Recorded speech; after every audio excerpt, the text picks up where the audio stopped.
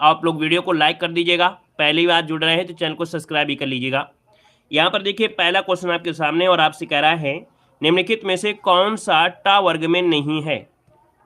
चलिए, कौन सा टा वर्ग में नहीं है, और आप लोग टा वर्ग तो जानते ही जानते हैं। अब आप कहेंगे सर टा वर्ग जो होता है जिसे मूर्धा बोलते हैं, और टा ठा डा ढा यहाँ पर जो आपका है, यहाँ पर नहीं शब्द आपसे पूछा गया है ना, नहीं, तो आप कहेंगे सर नहीं पूछा है तो ऑप्शन सी हो जाएगा धा, है ना। ता था दा धा मतलब ये आता है दंत में, किस में आएगा, दंत में आएगा। और चलिए, हर हर महादेव, जय भीम, जय श्री राम, जय महाकाल। अगला क्वेश्चन दिया गया है ओ और औ ये किस प्रकार के वर्ण आपके हैं। चलिए, ये जो आपका दिया है आपसे कह रहा है ओ और औ जो आपका है ये किस में आपका आंसर है, यहाँ पर राइट क्या हो जाएगा। चलिए, यहाँ पर जवाब देना है, आपका जो आंसर बनेगा इनमें से राइट क्या हो सकता है, सभी को जवाब देना है, यहाँ पर आंसर क्या हो जाएगा। तो आप कहेंगे सर यहाँ पर देखा जाए तो आपका जो आंसर आ गया है यहाँ पर ये कंठोस्त में आएगा, किस में आएगा, कंठोस्त आएगा। हमने बताया है कि भैया का वर्ग में होता है छोटा आ बड़ा आ, और आपके तालु वर्ग में जो होता है तालु होते हैं, एक मिनट, हाँ, और यहाँ पर देखिए जो तालु में होता है वो आपका चा वर्ग में आपका आता है। तो आप कहेंगे सर यहाँ पर कंठ और आपके तालु से मिलाने ही से तीन का निर्माण हुआ है ना। तो यहाँ पर आंसर आपका बनेगा कंठ धन ओष्ठ हो जाएगा। माफ करिए, यहाँ पर ओष्ठ की बात कह रहा है, तो जब ओष्ठ की बात कह रहा है तो ये पा वर्ग में आएगा, है ना। का वर्ग और आपके पर वर्ग से मिलाने से ये आपका बनता है, तो इसका ऑप्शन डी वाला आपका बनेगा। दोस्तों याद रखिए, ये कंठ और आपके पा वर्ग को मिलाने से बनता है, कंठोस्थ हो जाएगा। ठीक है, आगे बढ़िए। क्वेश्चन आपसे दिया गया है, आपसे कह रहा है विसर्ग से बना शब्द इनमें से कौन सा है। चलिए, विसर्ग से बना शब्द इनमें से कौन सा है। ए और ऐ होता तो वो कंठ तालु होता, ये दिया है कंठोस्थ दिया था। ठीक है, देखिए दिया है विसर्ग से बना शब्द इनमें से कौन सा है 3 नंबर में। तो यहाँ पर देखा जाए तो आप कहेंगे सर विसर्ग से बना है, यहाँ पर ऑप्शन बी वाला बिल्कुल आसान है।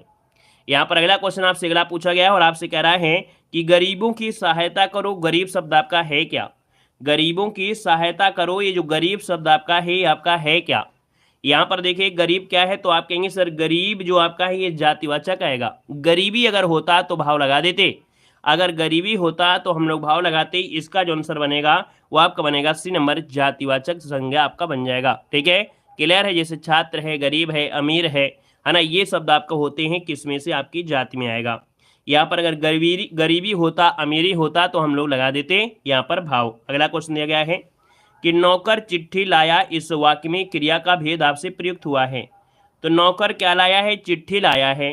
तो चिट्ठी लाया है इसका मतलब आप कहेंगे सर इसमें कर्म तो मौजूद है ना, क्योंकि जो चिट्ठी है वो क्या है, कर्म है, और जब कर्म है तो ऑप्शन नंबर भी आपका यहाँ पर हाजिर हो गया है। सबका जवाब आपका ए हो गया है। नेक्स्ट क्वेश्चन दिया गया है निम्नलिखित में से सकर्मक क्रिया आपकी कौन सी है। चलिए, क्वेश्चन नंबर आपका 6 जवाब देना है। सकर्मक क्रिया आपकी कौन सी है। सकर्मक मतलब जिसके साथ कर्म दिया गया है।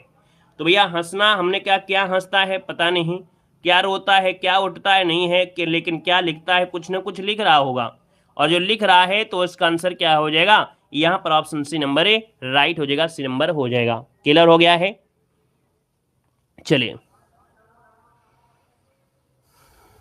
चलिए आगे बढ़िए। क्वेश्चन आपसे दिया गया है कि बाहर संज्ञा शब्द का विशेषण रूप क्या है। बाहर संज्ञा शब्द का विशेषण रूप पूछा गया है। यहाँ पर 7 को ऑप्शन में से राइट क्या हो जाएगा। यहाँ पर दिया है बाहर संज्ञा शब्द का विशेषण रूप क्या होता है। चलिए, बाहर संज्ञा शब्द का विशेषण रूप क्या होता है, 7 नंबर आपसे दिया गया है। 7 की बात करते हैं तो ऑप्शन में से क्या हो जाएगा। चलिए, 7 नंबर का ऑप्शन बनेगा बी नंबर। याद रखिए, कह रहा है बाहर संज्ञा का हो जाएगा बाहरी, ऑप्शन बी हो जाएगा।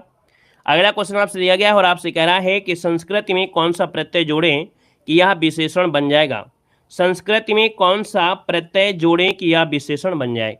यहाँ पर देखा जाए तो आपका जो आंसर है 8 नंबर में, 8 का ऑप्शन क्या हो जाएगा। हमने कहा सर संस्कृति में अगर आप इक जोड़ेंगे तो बनेगा सांस्कृतिक। क्या बनेगा, संस्कृति।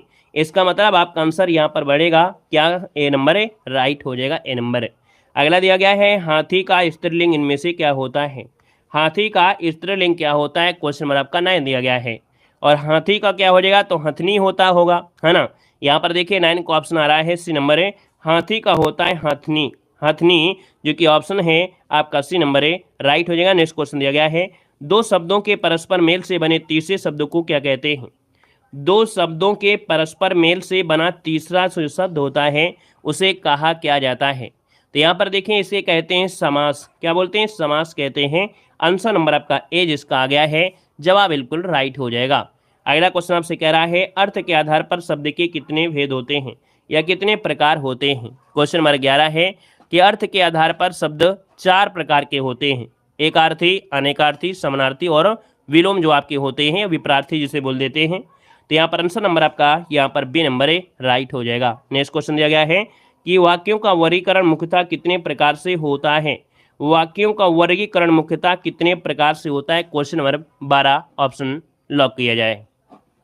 चलिए सभी लोग यहाँ पर लॉक करेंगे। यहाँ पर देखिए 12 नंबर आपसे दिया गया है और 12 के ऑप्शन क्या बनेगा? तो वाक्यों का वर्गीकरण मुख्यतः हम लोग करेंगे 2 प्रकार से, है ना। 2 यहाँ पर जो ऑप्शन ए है वो राइट हो जाएगा। 2 ये कौन होते हैं? तो आप कहेंगे सर यहाँ पर अर्थ के आधार पर क्या करेंगे? अर्थ के आधार पर करेंगे। और इसके बाद यहाँ पर क्या होता है? अर्थ के आधार के बाद रचना के आधार पर। अब क्या होता है, जब अर्थ के आधार पर करते हैं तब ये 8 भागों में डिवाइड हो जाता है, ठीक है ना। तब ये 8 भागों में, और रचना के हिसाब से होते हैं तब ये 3 भागों में डिवाइड हो जाता है। सरल, संयुक्त और मिश्रित होता है, इसको नोट कर लीजिएगा। अगला क्वेश्चन आपसे दिया गया है कि ईमानदारी के लिए अंग्रेजी शब्द इनमें से क्या होता है? चलिए ईमानदारी के लिए अंग्रेजी शब्द इनमें से क्वेश्चन नंबर 13 में ऑप्शन क्या बनेगा? ईमानदारी। चलिए honesty is the best policy, है ना।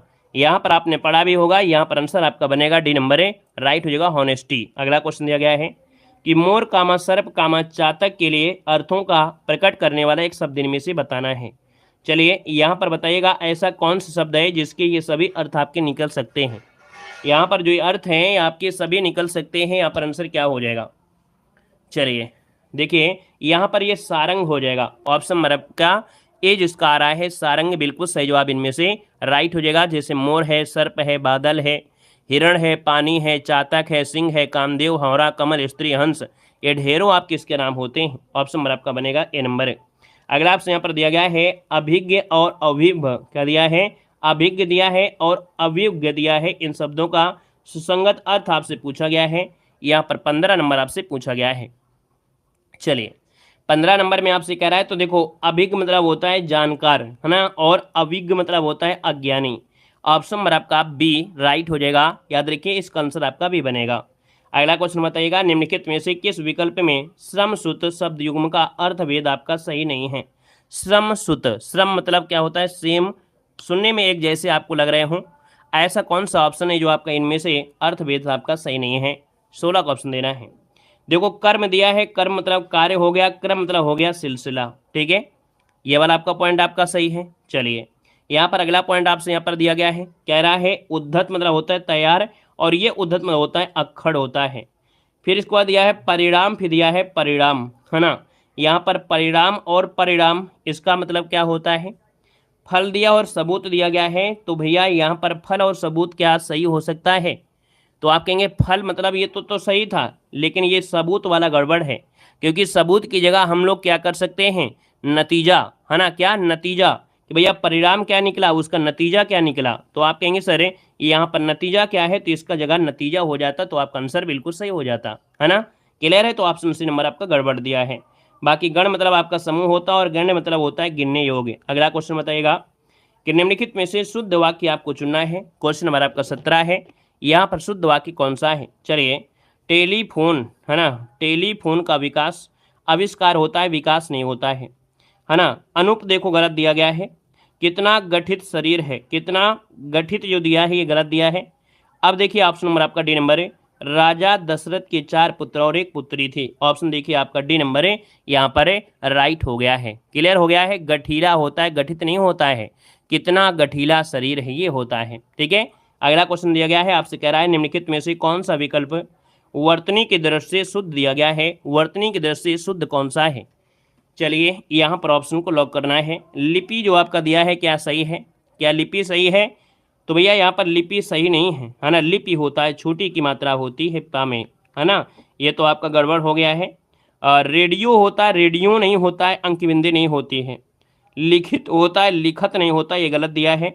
अब आपका एक ही ऑप्शन बचा है, तो आंख मूंद कर लगा दीजिए कि सर ऑप्शन नंबर आपका डी राइट हो जाएगा, डी नंबर है। अगला क्वेश्चन आपसे कह रहा है निम्नलिखित में से मेधावी में प्रयुक्त प्रत्यय इनमें से कौन सा है। क्वेश्चन नंबर आपका 19 दिया है और ऑप्शन को लॉक करना है। आपसे कह रहा है कि मेधावी, यहाँ पर 19 नंबर की बात करते हैं तो आपका आंसर क्या हो सकता है। चलिए 19 नंबर में, चलिए यहाँ पर मेधावी में ऑप्शन नंबर आपका ए जो आया है, ए नंबर जो आया है, यहाँ पर आपका आंसर राइट हो जाएगा। यहाँ पर आंसर आपका बनेगा ए नंबर आपका बन जाएगा। ठीक है, मेधा धनवी क्या होता है, मेधा धनवी, इसको तोड़ने पर मेधा धनवी है ना, तो इसको ऑप्शन ए बनेगा। अगला है निम्नलिखित में से किस शब्द में कु उपसर्ग आपका नहीं लगा है। कु उपसर्ग नहीं लगा है आपसे पूछा गया है, यहाँ पर 20 को ऑप्शन देना है। चलिए 20 नंबर में, चलिए यहाँ पर देखो कुरूप दिया है, तो हमने कहा सर कु निकाल देंगे तो रूप इसका मूल शब्द निकलेगा, कु निकाल देंगे तो कर्म इसका मूल शब्द निकलेगा, कु निकालेंगे तो चाल बनेगा। लेकिन अगर कु इसमें निकाल लिया गया, किसमें, ऑप्शन बी से अगर कु निकाल दिया तो सल का कोई मतलब नहीं है। हमने कहा मतलब निकलना जरूरी है, तो आप कहेंगे सर कुशल ये शब्द ही पूरा पूरा है, अगर इसमें से जबरदस्ती भी कु निकाल देंगे तो फिर ये शब्द का अर्थ गलत हो जाएगा। तो यहाँ पर कहेंगे सर इसमें कोई भी आपका उपसर्ग इसमें नहीं लगा हुआ है। क्लियर हो गया है, ठीक है ना, क्लियर हो गया है ना। अच्छा भैया, चलिए यहाँ पर देखिए अगला क्वेश्चन यहाँ पर आपसे दिया गया है और आपसे यहाँ पर दिया गया है, कह रहा है निम्नलिखित में से कौन सा शब्द आपका तत्सम है, आपसे पूछा गया है। मेधा धनवी होता है, उसमें ए आपका इसलिए हुआ क्योंकि उसमें मेधा धनवी दिया है। ठीक है, चलिए यहाँ पर देखिए आप लिखकर बताना पड़ेगा भैया, मेधा, मेधा ऐसे लिखा जाएगा, मेधा वी लिखा था, तो यहाँ पर मेधा निकाल लेंगे और वी बच जाएगा। ठीक है, आगे बढ़िएगा। क्वेश्चन दिया गया है निम्नलिखित में से कौन शब्द आपका तत्सम है, 21 नंबर दिया गया है। यहाँ पर जो ऑप्शन आपका है इनमें से राइट क्या हो जाएगा। चलिए पदबंध समझा देंगे आपको, परेशान ना होइए। ठीक है, आपने कमेंट किया है तो आपको मिल जाएगा। देखो आपसे क्या है, तत्सम दिया है, हमने कहा तत्सम में क्या होता है, जहाँ भी कभी रा ऐसे लगा हो या ऊपर लगा हो या ऐसे कृष्ण वाला हो, आप कहेंगे अग्र, जो आंसर आ गया है बिल्कुल सही हो गया है। अगला है निम्नलिखित में से तद्भव शब्द आपका है कौन। इष्टिका तो होगा नहीं, आमी भी नहीं होगा। अब कहेंगे सर ऑप्शन नंबर आपका देखा जाए, आपका जो आंसर इनमें से क्या हो जाएगा। उल्लूक दिया है, कुपुत्र दिया है, इष्टिका दिया है। अब यहाँ पर आंसर आपका क्या हो जाएगा, उल्लूक उल्लू का होता है, उल्लूक उल्लू का होता है। यहाँ पर इसका ऑप्शन आपका बनेगा सी नंबर। दोस्तों याद रखिए अमी ये आपका तद्भव है। याद रखिए आपका जो इसका तत्सम होता है अमृत, हमने कहा था अमृत जो शब्द होता है ये आपका तत्सम ही होता है, ये इसके क्या है, पर्याय है। ये जो आपका है इसकी पर्याय है, अमी आपका दिया है ना, ये क्या है, पर्याय है। जो तत्सम होता है वो आपका क्या होता है, वो आपका ऑप्शन अमृत होता है, याद रखिएगा। तो इसका आंसर आपको सी देना है, अमी आपका हो जाएगा। ठीक है, आगे बढ़िए।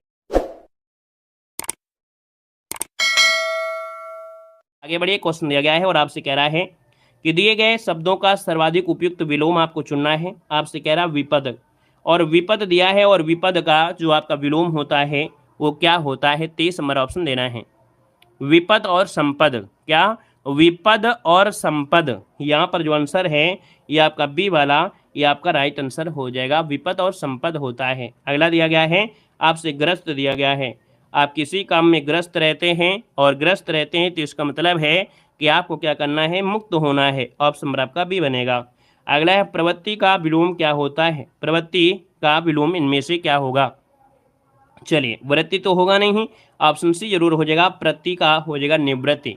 ऑप्शन नंबर आपका जिसका आया है यहाँ पर आपका सी नंबर निवृत्ति आपका सही जवाब हो जाएगा। अगला दिया है हरास, हरास मतलब होता है कमी, है ना।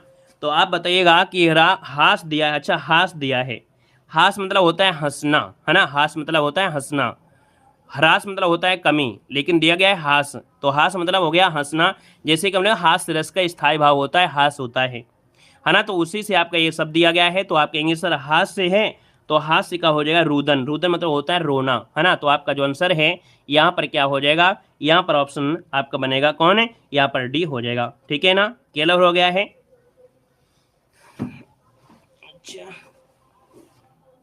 आवृत्ति का अनावृत्ति होता है, ठीक है, आवृत्ति का अनावृत्ति होता है। ठीक है, क्लियर है, आवृत्ति का अनावृत्ति होता है, प्रवृत्ति नहीं होता है। ठीक है, प्रवृत्ति का अनावृत्ति कर देंगे, यहाँ पर आवृत्ति का होता है अनावृत्ति, अन लगा के विलोम बना देते हैं। ठीक है, आगे बढ़िए।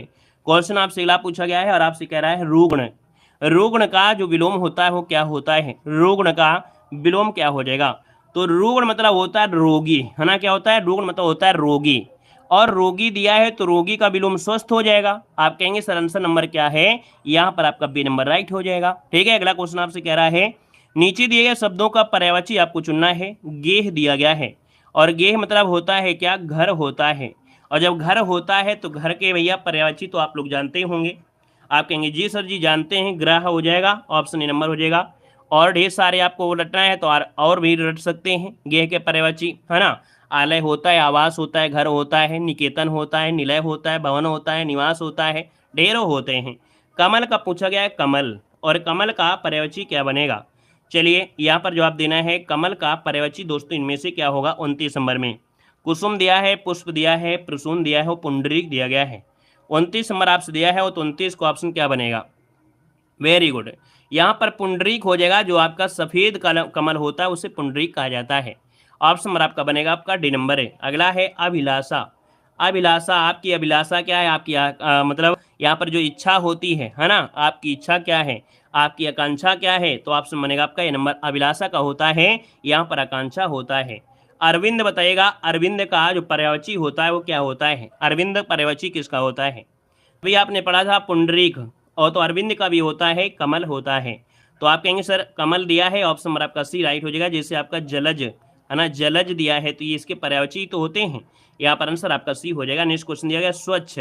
स्वच्छ दिया है, और स्वच्छ का आपसे पर्यायवाची ही पूछा गया है ना, आपसे स्वच्छ का पर्यायवाची ही दिया गया है। और यहाँ पर देखा जाए स्वच्छ के पर्यायवाची क्या होता है, निर्मल होता है, क्या होता है, निर्मल होता है। ऑप्शन नंबर आपका डी राइट हो जाएगा, निर्मल। देखिए आप लोगों के जवाब कितने दनादन तरीके से आ रहे हैं, बेहतरीन तरीके से। अगला क्वेश्चन आपसे कह रहा है, और आपसे कह रहा है यहाँ पर दिया है संधि आपको बताना है।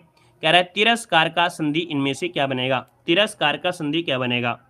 तो देखिए यहाँ पर 33 नंबर में एक रूल आपको पढ़ाया गया था, है ना। यहाँ पर देखिए तिरस्कार में हमने कहा था ये जो आपका आधा सा है इसको हटाकर विसर्ग लगा देना है, बस आंसर आपका बन जाएगा। और यहाँ पर बनेगा आपका कौन सा, ऑप्शन बी वाला।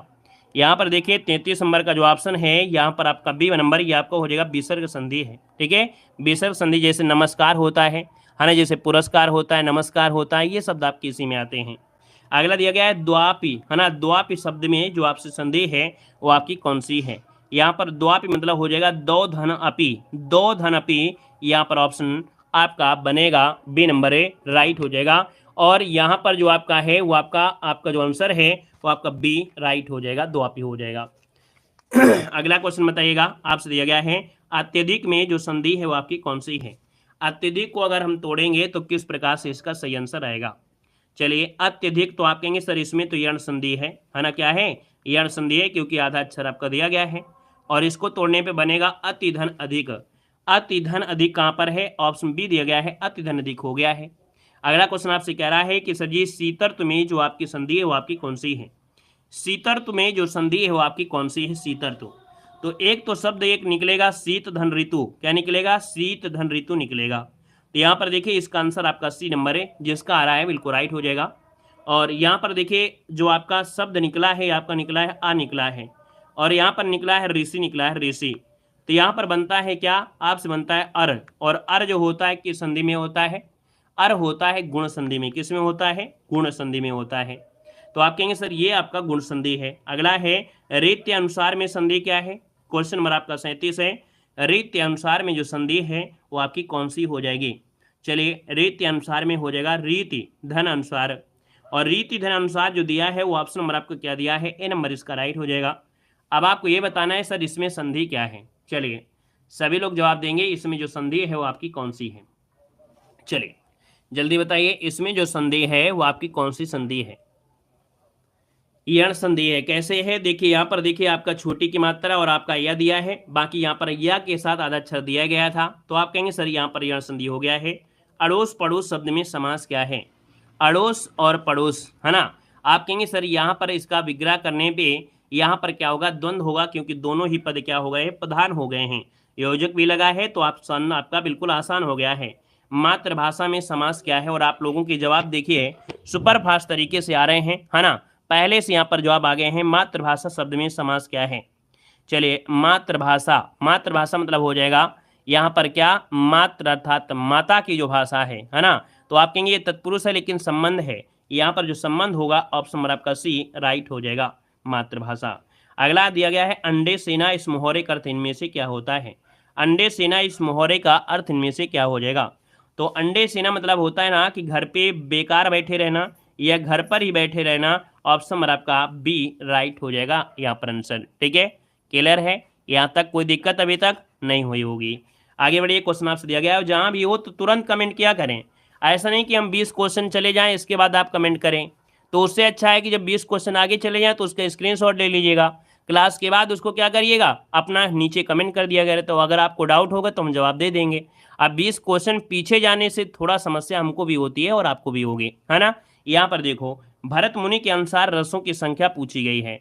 भरत मुनि के अनुसार रसों की संख्या कितनी होती है, तो आपका आंसर क्या बनेगा। आप कहेंगे सर जी 8 होती है, 8 होती है, तो ऑप्शन आपका ये हो जाएगा। लेकिन हमने तो पढ़ा है कि रसों की संख्या 9 होती है। ये बताइए जो 9 होती है तो 9वां रस होता है कौन सा है, जो भरत मुनि कह रहे हैं कि हम नहीं मानेंगे। कौन सा होता है, शांत रस होता है। भरत मुनि कहते हैं कि सर शांत रस नहीं होता है, ये अपने नाटक में कहते हैं शांत रस का कोई जरूरी काम नहीं है, है ना। क्लियर है। यहाँ पर अगला क्वेश्चन दिया गया है, कह रहा है जहाँ उपमेय में उपमान की समानता की संभावना व्यक्त की जाए वहाँ पर जो अलंकार होता है वो आपका होता क्या है। तो देखो यहाँ पर दिया गया है, क्या आपको एक शब्द समझना है। जल्दीबाजी में एक क्वेश्चन गलत हो जाता है, लेकिन आपको एक बार नहीं हमने कई बार बताया भी है। देखो कह रहा है जहाँ उपमेय में उपमान की समानता की संभावना, क्या है, समानता की संभावना या कल्पना। और संभावना और जो कल्पना होती है वो आपके उत्प्रेक्षा अलंकार में होती है। किसमें होती है, उत्प्रेक्षा अलंकार में होता है, याद रखिएगा, है ना। उत्प्रेक्षा अलंकार में कल्पना या संभावना शब्द होता है। मनु मानो, जनु जनहु, जानो हूँ, जनु ज्यों, ये शब्द आपके हमेशा मिलते हैं आपकी इनमें। अगला क्वेश्चन आपसे कह रहा है कि प्रवाह लाने के लिए छंद की पंक्ति में ठहरना क्या कहलाता है। प्रवाह लाने के लिए छंद की पंक्ति में ठहरना क्या कहलाता है। आप लोगों ने रामायण पढ़ा होगा, रामायण पढ़ने होंगे तो आपकी 4 इधर होते हैं 4 उधर होते हैं, जरूर नहीं कि 4 हों, कभी 1 होता है कभी 2 भी होते हैं। तो यहाँ पर क्या होता है, एक दूसरे के लय लेकर चलते हैं, एक वो गाएगा दूसरा वो गाएगा। तो मतलब क्या होता है, एक पंक्ति में जब ठहराव हो जाता है तो भैया क्या होता है, एक प्रकार से उसको हम कहते हैं यहाँ पर यति कहते हैं। यति मतलब होता है ठहरना, क्या होता है, ठहरना होता है। अगला है कि हिंदी कथा साहित्य में सर्वाधिक प्रसिद्ध कहानीकार इनमें जो रहे हैं वो आपके कौन रहे हैं। तो सर्वाधिक प्रसिद्ध कहानीकार इनमें से कौन है। तो दोस्तों याद रखिए यहाँ पर आंसर क्या बनेगा। चलिए क्वेश्चन नंबर आपका दिया है 44 में, और 44 की बात करते हैं। तो यहाँ पर देखिए आपका जैसे दिया है आपके ऑप्शन डी मुंशी प्रेमचंद। यहाँ पर जो आपके आंसर है वो आपका डी नंबर है। मुंशी प्रेमचंद के ये कहानीकार भी रहे हैं। यहाँ पर इन्होंने लिखा है ईदगाह हो गया, बड़े भाई साहब, शतरंज के खिलाड़ी, है ना। आप ढेर सारे और इन्होंने लिखा है। यहाँ पर वैसे ऑप्शन में आपको दोनों एक साथ नहीं मिलते हैं, कभी आपको जयशंकर प्रसाद मिलेगा, कभी तो आपको प्रेमचंद मिलेगा, दोनों एक साथ ज़्यादा मिलते नहीं हैं। बाकी आपको जानते हैं कथा सम्राट किसे कहते हैं, है ना। आपने पढ़ा होगा कि कथा सम्राट जो कहते हैं वो किसे कहते हैं। तो आप कहेंगे सर कथा सम्राट तो प्रेमचंद को कहते हैं। तो हमने जब कथा सम्राट प्रेमचंद को लगा दिया तो इसी के अनुसार हमने यहाँ पर सही किया है ना। तो इसका आंसर आपका बनेगा आपका डी नंबर। अगला क्वेश्चन दिया है जन्मे जय का नागयज्ञ रचना किसने लिखा है। चलिए यहाँ पर जवाब देना है, आपका आंसर में से क्या हो जाएगा।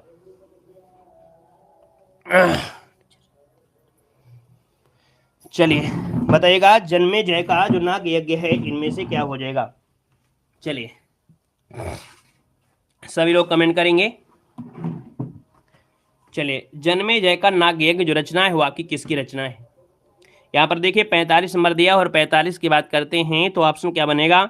यहाँ पर option B number Jaishankar Prasad, इसका जो ऑप्शन है यहाँ पर बी नंबर है, राइट हो जाएगा। यहाँ पर अगला क्वेश्चन दिया गया है, आपसे दिया है गद्यांश। गद्यांश में दिया है कि जीवन का सबसे बड़ा कलाकार और सबसे सफल व्यक्ति वह है जो उपयुक्त चुनाव करना जानता है ना।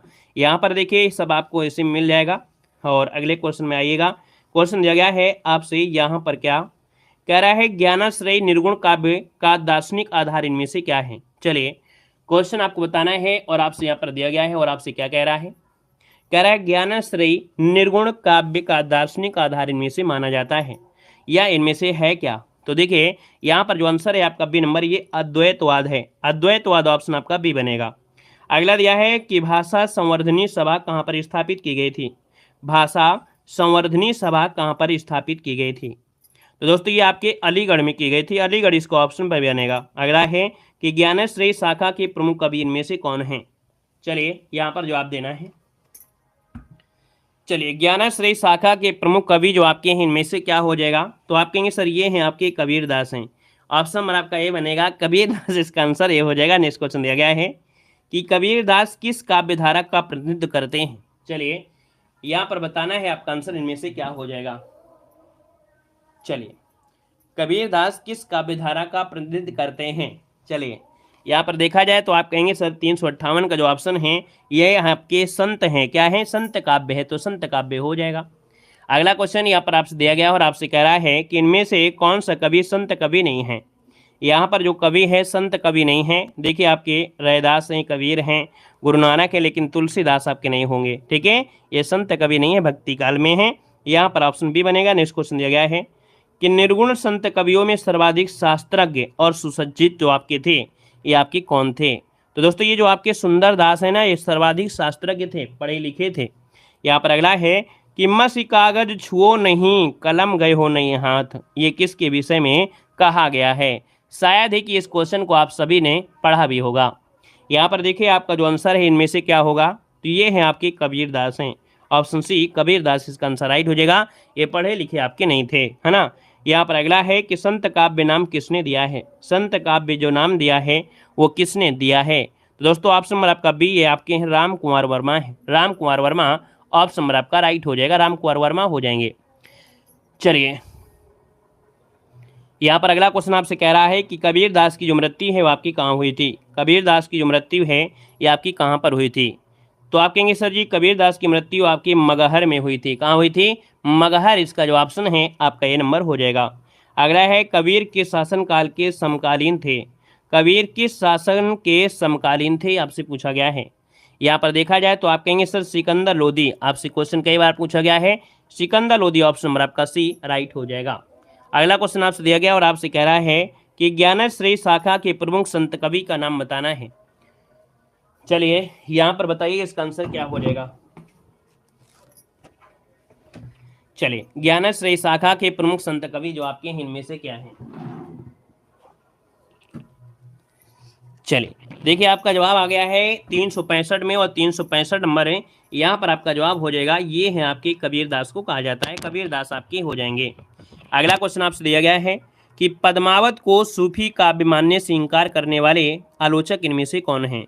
जिन्होंने पद्मावत को सूफी काव्य नहीं माना है और ऐसा आलोचना किया है, और ये जो आपके हैं यहाँ पर डी नंबर है, ये का नाम है विजय देव नारायण शाही। क्या नाम है, विजय देव नारायण शाही इसका आंसर है राइट हो जाएगा। अगला क्वेश्चन आपसे दिया गया और आपसे कह रहा है कि मलिक मोहम्मद जायसी के प्रसिद्ध प्रबंध काव्य का नाम इनमें से क्या है। मलिक मोहम्मद जायसी के प्रसिद्ध प्रबंध काव्य का नाम इनमें से क्या है। तो मलिक मोहम्मद जायसी आपका आंसर बिल्कुल सही हो जाएगा। आप कहेंगे सर यहाँ पर आंसर आपका ये हो जाएगा पद्मावत। क्या हो जाएगा, पद्मावत आंसर आपका ए नंबर है राइट हो जाएगा। यहाँ पर आगे बढ़ते हैं। क्वेश्चन आपसे अगला पूछा गया है और आपसे कह रहा है कि सूफी काव्य पद्धति का अंतिम ग्रंथ कौन सा है। सूफी काव्य पद्धति का अंतिम ग्रंथ जो आपका है इनमें से कौन है। चलिए यहाँ पर देखिए इसका जो आंसर है वो आपका बी हो जाएगा इंद्रावती। इंद्रावती ऑप्शन बी बनेगा। नेक्स्ट क्वेश्चन दिया गया है हिंदी का प्रथम सूफी कवि आपका कौन है। हिंदी का प्रथम सूफी कवि जो आपका है इनमें से राइट क्या हो जाएगा। चलिए कान तुम्हारे हैं कि और कुछ हैं कान में हमारी आवाज़ नहीं सुनाई देती, उबरे कुछ सुनाई देता है। देखो हिंदी का प्रथम सूफी कवि जो आपका है इनमें से कौन है। तो हिंदी के प्रथम सूफी कवि है आपके मुल्ला दाऊद। कौन है, option C number Mulla Daud जो ऑप्शन है यहाँ पर सी नंबर है राइट हो जाएगा। नेक्स्ट क्वेश्चन दिया गया है कि सूफी कवियों का सबसे प्रिय अलंकार इनमें से बताना है। सूफी कवियों का सबसे प्रिय अलंकार इनमें से कौन है। चलिए यहाँ पर देखिए इसका आंसर आपका जो बनेगा क्या हो जाएगा। सूफी कवियों का सबसे प्रिय जो अलंकार है यहाँ पर जो आंसर है वो ऑप्शन आपका बी हो जाएगा, समा सूक्ति बनेगा। याद रखिए क्या बनेगा, यहाँ पर समा सूक्ति होता है। यहाँ पर जो आंसर है वो आपका बी नंबर है राइट हो जाएगा। अगले क्वेश्चन कराते हैं। क्वेश्चन दिया गया है निम्नलिखित में से कौन सी रचना मलिक मोहम्मद जायसी की नहीं है। कौन सी रचना मलिक मोहम्मद जायसी की नहीं है, यहाँ पर जवाब देना है। तो दोस्तों यहाँ पर देखिए आपका आंसर क्या होगा। यहाँ पर 371 नंबर है, ये आपको जवाब देना है। यहाँ पर आंसर नंबर है 371 का सब जवाब इनमें से क्या हो जाएगा। ठीक है, इसका जवाब आप सभी लोग कमेंट बॉक्स में कमेंट कर दीजिएगा।